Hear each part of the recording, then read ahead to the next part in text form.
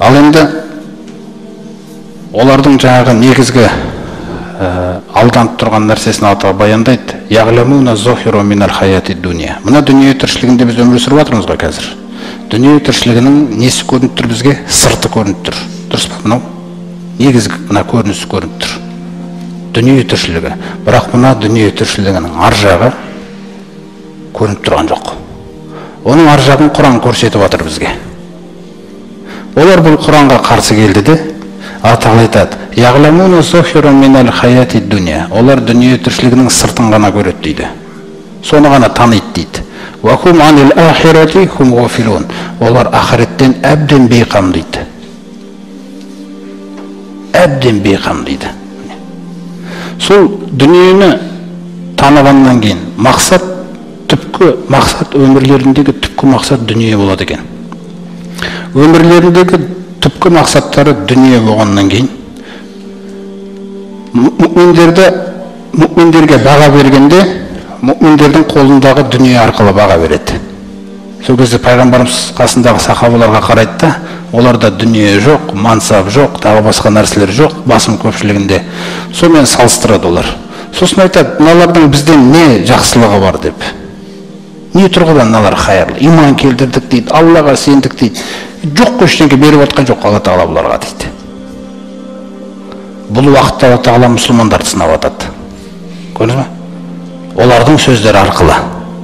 Сондықтан фасбир аля ма яқулуна дейді Алла Тағала. Сабыр ет олардың айтып отқан нәрсесіне. Міне осы жерде солардың солай бағалап сөйлеп жүрген нәрсесін Алла Тағала теріске шығарады келесі аятта. Қараңыздар. Ам наджалул лазина аману ва амилус солихати кал муфсидина фил арди ам наджалул муттақина кал фуджар. Сонда осылар пайымдап жүргендей дейді Алла Тағала.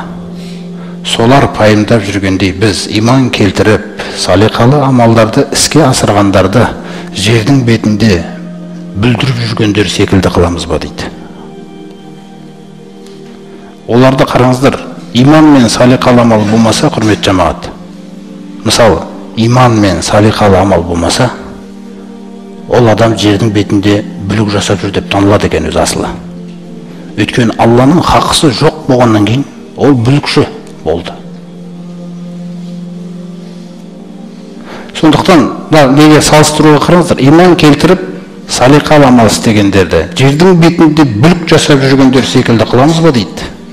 Әсте олай қылмаймыз дейді Алла Тағала. Ам наджалул муттақина, әлде тақуаларды күнәқарлар секілді қыламыз ба дейді біз. Ешқашан олай қылмаймыз дейді. Екеуінің баратын орны бөлек. Бірақ дүние ортақ. Дүние, жердің беті ортақ. Бірақ барар жерлері мәңгілік, екі бөлек. Иман келтірген салиқалы амал істегендер және тақуалар жәннатта. Ал жердің бетінде бүлік жасап жүргендер, күнәқарлар деп айтып тұрмыз. Бұзақылар, кәпірлер, бұлардың бәрі тозақта. Бұл нәрселер не үшін айтады? Өйткені мұсылмандардың өздерінде де бір енді бастап жатса намазды бір әлсіздіктер болуы мүмкін, мысалы. Неге оларға береді, неге менде жоқ деп. Неге менде жоқ деген нәрсе. Біз, құрмет жамағат, Алла Тағаланың даналығына иман келтіргенбіз. Сіз еңбек ету, ең басты нәрсеңіз сіз еңбек ету керексіз да. Сіз еңбек етіп жүргеннен кейін сізге Алла Тағала өзі көрсетеді сізге қандай дүниені қалап тұрғанында. Егер де ол қалап тұрғаны көп болса, ол көп келеді сізге. Егер де қалағаны аз болса, ол аз келеді. Оның аз келуінде Алланың сізге махаббаты бар.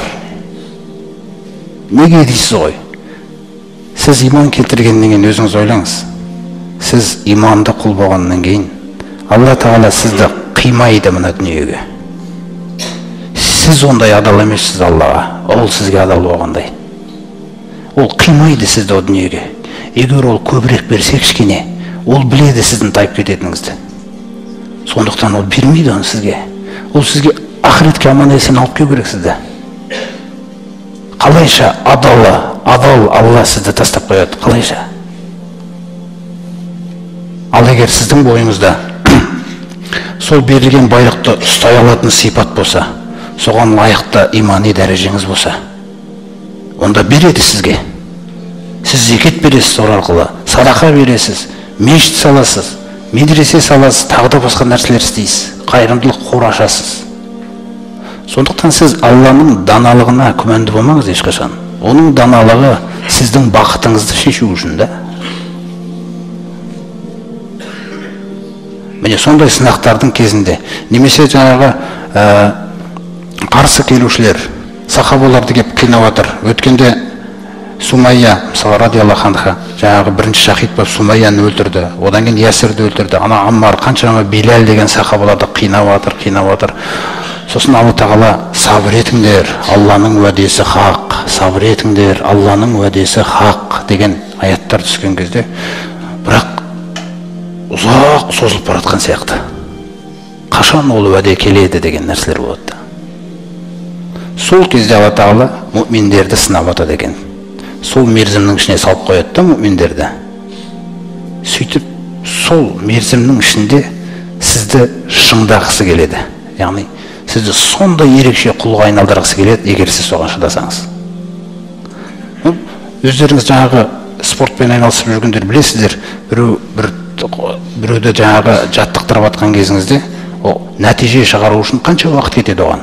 Сосын ол жаттығуға келген баланың бойында әлсіздігі болады, көңілсіздігі болады, неше түрлі жағдайлары болады, ақшасы жетпей жатады емес, әртүрлі. Оның барлығынан өткізу керек оны. Сосын шығады нәтиже. Ал кім шыдай алмайды, кетіп қалады дегендей мәселе. Сол сияқты Алла тағала шыңдайды. Сол үшін Алла тағала пайғамбарымыз саллаллаху алейхи андай аятта айтады, Ибрахим сүресінде айтады: "Вала тахсабанналлаха ғафилан амма яъмалу золимун". Анау Алла тағаланың хақысына әділетсіз жасап жүргендердің не істеп жүргенінен Алланы бейхабар деп ойлама дейді Мұхаммед. Алла тағала оларға жоспар жасап отыр екен да. Сол жоспардың ішінде біреу тура жолға келуі мүмкін, біреу аяғына дейін адасуы мүмкін. Сен ойлама дейді, мен бейхабармын деп о жақтан.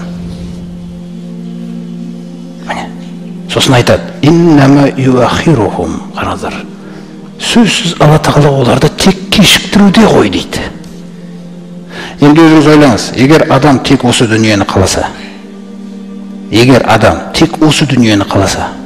сосын Алла тағала оған осы дүниеде жаңағы өмірінің бәрін осы дүниемен өткізуін қаласа, сізде наразылық бар ма Алланың тағдырына? Сізден сұрай ма Алла тағала? Егер оған соны қаласа осы дүниені, өйткені ақырет жоқ қой, бітті ғой. Мәңгі тозақ тұрған жақта. Сондықтан бізге дүниемен өлшеуді қойыңдар деп жатыр, бізге мұсылмандарға.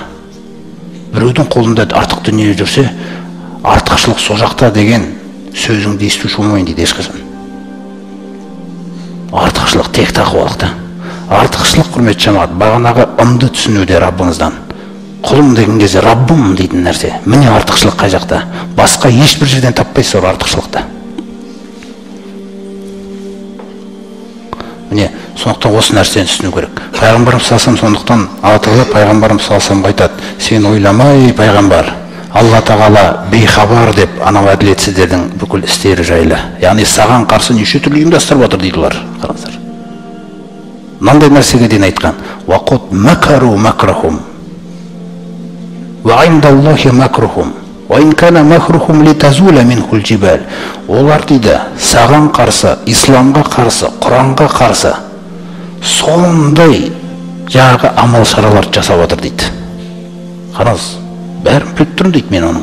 Олар сондай амал шараларды жасап отыр, бүкіл амал шаралары дейді. Сосын пайғамбарымызға түсіндіріп отыр: "Ей пайғамбар, мен сенімен біргемін ғой" деп отыр. Қараңыздар, олардың бүкіл амал шарасы менің қолымда емес па дейді. Міне жүректі қалауын ақтарады. Саған көріну мүмкін дейді, олардың амал шарасы литазула минхул джибал. Мына сөзді қараңыздаршы. Олардың жасап отқан амал шаралары ана тауларды орнынан қозғап әкетуі де мүмкін болып көрінуі мүмкін дейді саған. Сондай дәрежеге дейін көрініп кетуі мүмкін дейді амал шарасы. Біттік ау дегендей нәрседе. бірақ оның бәрі менің қолымда дейді ол. Сосын таулармен сипаттағанда, құрметті жабат, ана тауларды орнынан қозғап кету дегенде біздің иманымызды айтып отыр. Иманға берік болыңдар деп отыр ғой бізге. Имандарыңа берік болыңдар деп отыр. Яғни иманның ішіндегі ең нәрсе, құрметті жамағат, адамның Аллаға тәуекел етуі, тәуекел ете алу қабілеті жоқ болып кетсе, иман пайда бермей қалады. Яғни осы дүниеде өзіңді ары қарай дамытуға пайда бермей қалады ол. Сол Аллаға сенім арта алуыңды, Алланыкі дұрыс бәрібір, Алла тағала айтты ма істейді, Алланыкі дұрыс деген сенімнен тайып кетпе деп отыр содан. Сол маған деген сол сеніміңді жоғалтып алма деп отырды. Иманның ішіндегі Алла тағала уәдесін орындайды. Алла тағаланың амал шарасы олардыкінен де күшті екендігіне. Және Аллаға тәуекел ету керек, сабыр ету керек деген нәрселер сол нәрседен жоғалқыма деп отырды бізге. Ал оларды мен қазір теспей тұрған себебім дейді Алла тағала айтады. Иннама юахирухум лияумин ташхасу фихил абсар. Мен оларды кешіктіріп жатырмын дейді. Мен бұлардың сазайын тарттыратын күн білесің бе қай күн дейді. Ол шешеді ғой, дұрыс па Алла тағала? Соны айтып, білесің бе қай күн дейді. Сазайын тарттыратын күн. Қай күн дегенде лияумин ташхасу фихил абсар. Көздері шарасынан шығатын күн бар дейді. Көздері шарасынан шығатын қабірлерінен тұрғызатын күні көрсетем дейді мен оған. А бұл дүниеде сол малымен, дүниесімен солай өліп кетуде мүмкін дейді, ол болды. Сосын сол күні қабірден тұрған кезде мұқтиғина сондай асығысып жүгіреді дейді Раббысына қарай. Өйткені хаққа көз жетті ғой енді.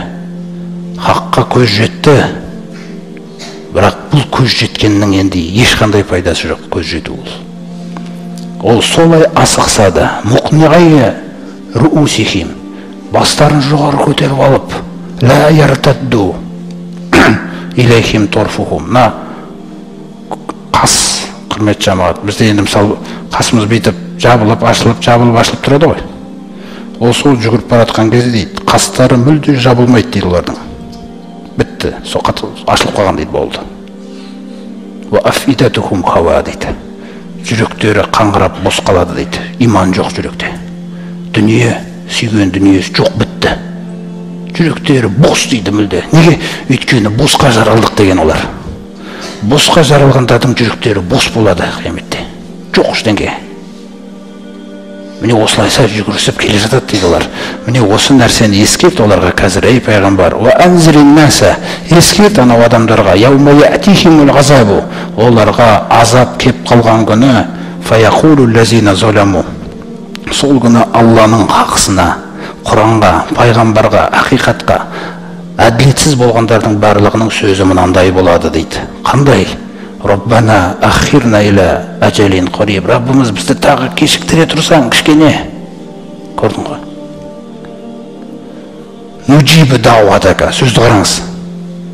Пайғамбарыңның дауатына жауап береміз. Және ванаттабиғар русул, елшілерге ереміз. Сол кезде бұл сөздері Алла Тағала тарапынан назарға да алынбайды да, Алла Тағала оларға айтады екен. Алам такуну ақсанту min қаблу мәләку min завал. Сендер емес пе дүниеде кеше пайғамбарды жіберген кезде қарсылық көрсетіп, бізді кім құрта алады деген сендер емес пе дейді. Қараңыздар, ант ішіп едіңдер ғой дейді осы сөздеріңе. Валлахи бізді ешкім құрта алмайды деп едіңдер ғой. Енді неге сүмірейіп тұрсыңдар? Көрдіңіз ба? Сол өкініштеріне сосын тағы да қосады. Васакантум фи масакинил лазина заламу. Ана ат қауымы, Самуд қауымы деп сендерге қанша айттық. Солардың өмір сүрген, құртылған орындарында өмір сүрдіңдер. Оларды көрдіңдер сол жерлерде. Ва табайяна лакум кайфа фаална бихим. Сендерге айқын баяндалған еді дүниеде олармен қалай істегендігіміз, қандай азапқа ұшыратқандығымыз. Ва дарабна лакумул амсал. Сендерге түрлі мысалдарды келтірдік. Сендер де осындай болып кетпеңдер деп. Осының бәрін теріске шығардыңдар сендер. Сондықтан пайғамбар саллаллаху алейхи ва саллям айтады: "Фала тахсабанна Аллаха мухлифа вa'дихи русулаху". Ей пайғамбар, сен ойлама, Алла Тағала өзінің елшілеріне берген уәдесін бұзады деп. Инналлаха азизун зунтиқам. Сөзсіз Аллах Тағала өте күшті, және ол сазайын тарттырады дейді олардың. Бірақ сенімен ақылдаспайды, қашан тарттыру керек екен, түсіндіңіздер ме? Міне, сенімен ақылдаспайды, кімге қандай дүние беретіндігіне. Ең басты нәрсе, сіз ол дүниемен өлшенбеңіз.